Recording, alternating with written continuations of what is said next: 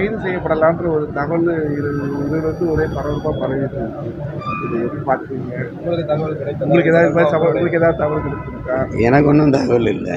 ஏன்னா ரொம்ப ஆர்வமாக இருக்கீங்கன்னு நினைக்கிறேன் எல்லாரும். இதில் ஒன்றும் புதுசு ஒன்றும் இல்லையே. விகடன் இணையதளம் முடக்கப்பட்டிருக்கு, சட்ட ரீதியான நடவடிக்கை ஏதாவது எடுத்திருக்கோம் அப்படின்ற மாதிரியும் சொல்லியிருக்காங்க.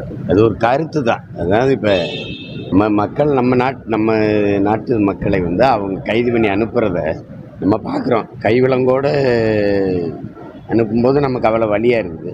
அதுக்கு பொறுப்பேற்க வேண்டியவர் யார்? அதாவது இந்த நாட்டுக்கு ஏற்படுற அவமானம் நாட்டினுடைய முதன்மை பொறுப்பாளராக இருக்கிற முதன்மை தலைவராக இருக்கிற ஐயா மோடிக்கு தான் சாரும். அதனால் இந்த மாதிரி இந்த அவமானம் அப்படிங்கிறதுக்கு அதை போட்டு வச்சுருக்கிறாங்க. அது ஒரு குறியீடா. இந்த நாட்டு குடிகளை கையில் விலங்கு போட்டு திருப்பி அனுப்பினதை விட இது ஒன்றும் அசிங்கம் இல்லை. அதை கூட சகித்து கொள்ள முடியாத ஒருத்தர் இவ்வளோ பெரிய உயர்ந்த பதவிக்கு வர்றதா இருந்தால் கூட இருக்கிறவங்க இது போய் அதை ஒரு பெரிய குற்றமாக ஒரு பெரிய இதாக கருதக்கூடாது. எந்த கருத்துமே நீங்கள் சொல்லக்கூடாது அப்படின்னா அதுக்கு பேர் ஜனநாயகம் இல்லை, சர்வாதிகாரம் இல்லை, கொடுங்கோன்மைன்னு பேர். அதை ஏற்க முடியாது.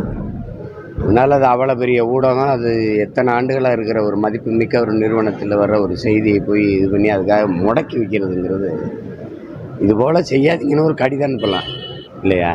அது ஏன் செஞ்சீங்கன்னு விசாரிக்கலாம். அது காயப்படுத்துது, அவர் மேலே பற்று வச்சுருக்கிற மதிப்பு வச்சுருக்கிற மக்களுக்கு ஒரு வருத்தத்தை தரும். செய்யாதீங்கன்னா அது சரி. அதுக்காக அந்த வலைத்தளத்தை தூக்குறதுங்கிறது நல்ல அணுகுமுறை இல்லை.